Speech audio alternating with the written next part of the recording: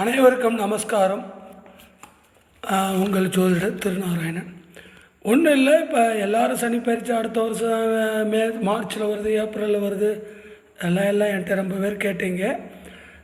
இன்றைக்கி ஆற்காடு பஞ்சாங்கம் வந்துருச்சு. ஆல்ரெடி 6/3/2026 தான் சனி வந்து கும்பத்திலேருந்து மீனத்துக்கு போகிறார். சரிங்களா? விசுவாச வருஷம் மாசி மாதம் 22ஆம் தேதி. அதனால் அதுக்கு முன்னாடி சனி பயிற்சி அப்படி இப்படிங்கிறதெல்லாம் 100க்கு 100 கிடையாது. அதே மாதிரி இந்த சனி பயிற்சின்னு சொல்லி பூரா அங்கங்கே அதை சொல்லிக்கிட்டு பண்ணிகிட்ருப்பாங்க.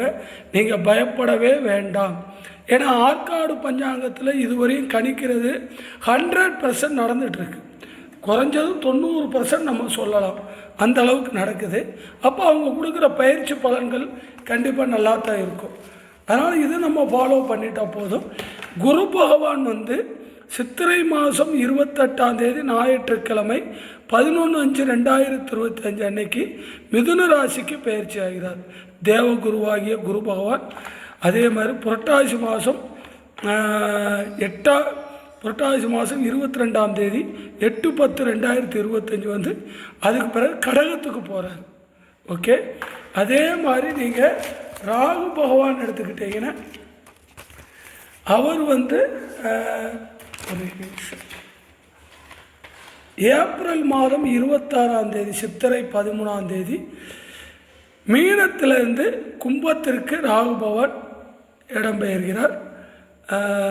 அதுக்கடுத்து கேது வந்து சிம்மத்துக்கு கன்னியிலிருந்து சிம்மத்துக்கு இடம்பெயர்கிறார். ஏப்ரல் 26 சித்திரை 13 இந்த 3 பயிற்சிகள் இப்படித்தான் இருக்குது. அதனால் இதுக்கு வந்து நீங்கள் சனி பகவானுக்கு வந்து நீங்கள் பயப்படணும்னு அவசியமே இல்லை. சனி பகவான் வந்து நீங்கள் என்ன நினைக்கிறீங்களோ அதை கண்டிப்பாக நடத்தி காமிக்கும்.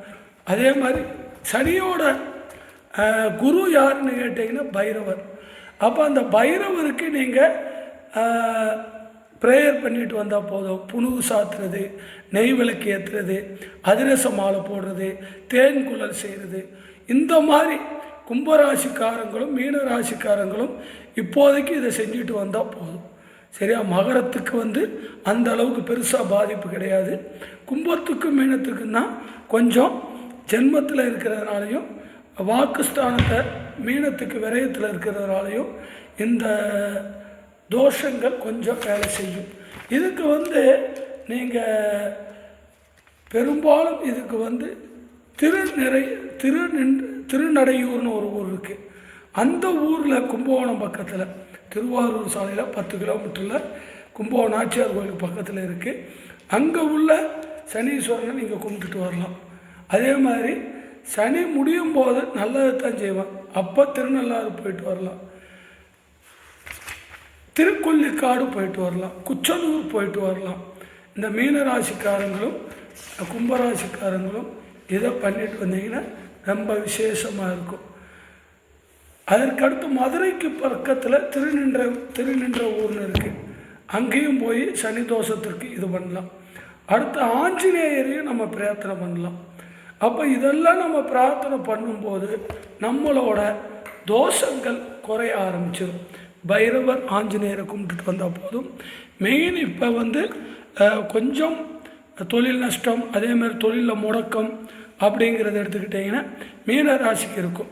கும்பராசிக்கு ஹெல்த் இஷ்யூஸ் இருக்கும். ஏன்னா சனி செவ்வாய் பார்க்குறான். ஜூன் 5 வரையும் கும்பராசிக்கு இந்த தொல்லைகள் இருக்கும். அதே மாதிரி 2026 3வது மாதம் 6ஆம் தேதி அன்னைக்கு தான் சனி பயிற்சி கரெக்டாக கும்பத்திலேருந்து மீனத்துக்கு போகிறார். குரு வந்து மே மாதம் மாறுறதுனால இவர் என்னென்ன ரிஷபத்துக்கு அசுரகுரு வீட்டிலேருந்து மாறிடுறார். அப்போ மிதுனத்தில் போய் உட்கார்றார். மிதுனத்தில் உட்காரும்போது என்ன ஆகுன்னா, இப்போ இந்த மிதுன ராசிக்காரங்களுக்கு ஜென்மத்தில் உட்கார்ந்துருப்பார். சரியா? அதே மாதிரி கும்பத்துக்கு குரு வந்து 5ஆம் பார்வையாக பார்ப்பார்.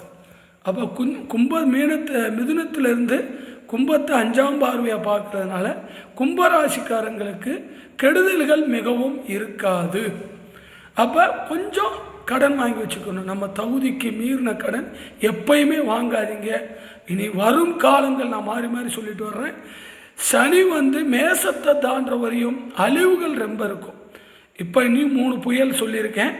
அதுக்கு அடுத்து 2025 சித்திரை மாதத்தில் ஏப்ரல் மாதத்துக்கு மேலே 2025 ஏப்ரல் மேலே சித்திரையிலிருந்து திரும்பியும் ஒரு 13 புயல் ஹெவியாக தான் இருக்குது. அதே மாதிரி மலைப்பகுதிகள் சரிவுகள் இடி மின்னல் ஜாஸ்தியாக மழை இருக்கும். அந்த சித்திரை மாத பிறப்பில் இதெல்லாம் நடக்கும். அப்போ நம்ம பொருட்களை சேமித்து வச்சுக்கிட்டு நிலங்கள் பூமி ரியல் எஸ்டேட் பண்ணுறவங்களுக்கு ஒரு வேண்டுகோள், அடுத்த வருஷம் ரியல் எஸ்டேட் பிஸ்னஸ் கொஞ்சம் கம்மியாக தான் இருக்கும். ஏன்னா இவ்வளவு அழிவுகள் வர்றதுனால உணவு பற்றாக்குறையும் உணவு பஞ்சமும் ஏற்படும். ஏன்னா வெள்ளத்தில் அழிக்க எவ்வளோதான் விவசாயி தாங்குவாங்க. அதனால் வர்ற சித்திரை மாதம் விவசாயிகளுக்கு ஒரு பொற்காலம்னு சொல்லலாம். இருந்தாலும் உணவுப் பொருட்களை நீங்கள் சேமித்து வச்சுக்கிறது ரொம்ப நல்லது. பூண்டு இதெல்லாம் நல்ல விலை ஏறும். ராகு கேது அது எடுத்துக்கிட்டிங்கன்னா, ராகு கேது ஏப்ரல் 27 சித்திரை மாதம் 13 அவர் மீனத்திலேருந்து கும்பத்துக்கு மாறுறார். இப்போ மீனம் குரு வீட்டில் இருக்கிறாரு. குரு வீட்டில் இருக்கும்போது என்ன ஆகுனா, இந்த வர்ற ஏப்ரல் 26 வரையும் பங்காளி சண்டைகள், கோர்ட்டு கேஸ், இதெல்லாமே மீனராசிக்கும் கண்டிப்பாக கொஞ்சம் ஆக்ரோஷமாக தான் இருக்கும். இது மீனராசிக்காரங்க கொஞ்சம் குரு பகவான் திருச்செந்தூர், அதே மாதிரி திருப்புடை மருதூர், திருவிடை மருதூர், இப்போ கும்பகோணம் ஏரியாவில் இருக்கீங்கன்னா திருவிடை மருதூர் போயிருங்க. திருநெல்வேலி மதுரை திருநெல்வேலி ஏரியாவில் இருக்கீங்கன்னா திருப்புடை மருதூர் போயிருங்க. மதுரை ஏரியாவில் இருக்கீங்கன்னா குருவித்துறை போயிருங்க. அதே மாதிரி சக்கரத்தாழ்வாரையும் நல்லா பிரார்த்தனை பண்ணிட்டு வாங்க. குழந்தைகளுக்கு வரும் காலங்களில் அடுத்த வருஷம் சித்திரை பரப்பு படிப்புகள் மிக இந்தியா உலகத்தில் முதல் இடத்துக்கு போயிடும். அந்த அளவுக்கு ரொம்ப நல்லா இருக்குது. அதனால் படிப்புகளில் கவனம் செலுத்துங்க.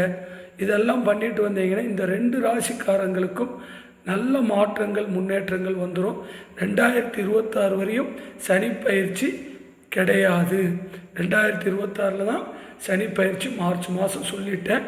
அதுவரையும் இந்த 2 ராசிக்காரங்கள் மாத்திரம் சனீஸ்வரனுக்கும் பைரவர் இதுக்கு நீங்கள் பிரார்த்தனை பண்ணிட்டு வந்துட்டால் போதும்.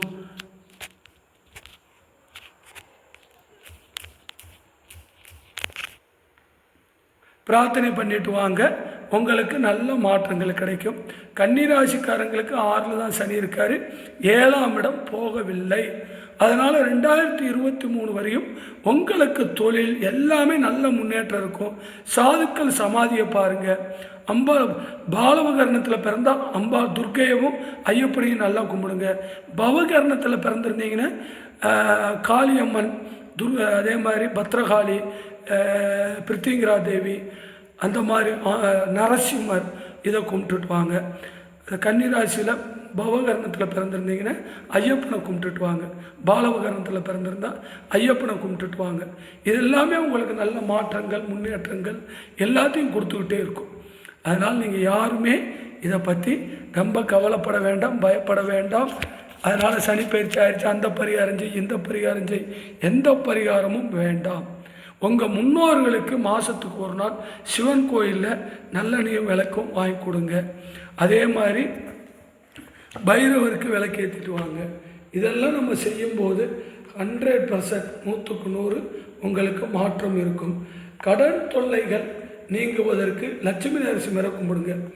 ஓம் கிரீம் ஸ்ரீம் ஐம் ஸ்ரௌம் நரசிம்மாய வக்ரதம்ஸ்ட்ராய ஜோரதேகாய வாகதேவாய சுவாக இது இருக்குது. இன்னொன்று லட்சுமி நரசிம்மர்.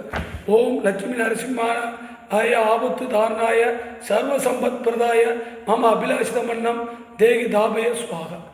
இது கடன் தொல்லைகள் குறையிறதுக்கு பிரார்த்தனை பண்ணிட்டு வாங்க. அதே மாதிரி விஷக்கிருமிகள் இதனால் இந்த குப்பைகள்லேருந்து கிளம்பும். இந்த வருஷம் அடுத்த வருஷம் நீரினால் விஷக்கிருமிகள் கிளம்பும். நீர்னால் விஷக்கிருமிகள் கிளம்பும். நீரில் செவ்வாய் நீசமாக இருக்கிறதுனால ஜனவரி 5 வரையும் அதுலேயும் கொஞ்சம் குறைபாடுகள் இருக்குது. அது பூகம்பம் இனி ஒரு 3 புயல் வருது. இந்த 3 புயலையும் நம்ம தாக்கு பிடிக்கணும். அதுக்கு மகா கணபதி ஏற்கனவே சொல்லிகிட்டே வர்றேன். மகா கணபதிக்கு ஒரு தேங்காயை பிரார்த்தனை பண்ணி, உங்களுக்கு புயல் ரொம்ப தாகம் இருக்குதுன்னா உடனே அதை தண்ணிக்குள்ளே போட்டு வச்சுருங்க. கணபதி மந்திரத்தை சொல்லுங்கள். ஓம் ஸ்ரீம் கிரீம் க்ளீம் க்ளௌம் கண் கணபதியே வரவரத சர்வஜனமே வசமானாய நமக அப்படின்னு சொல்லிட்டு வாங்க. கண்டிப்பான முறையில் நல்ல மாற்றங்கள் வரும். எல்லோரும் இதை நடைமுறையில் நீங்கள் இதெல்லாம் செஞ்சு எல்லோரும் இந்த உலகம் சேமமாக இருக்கணும்.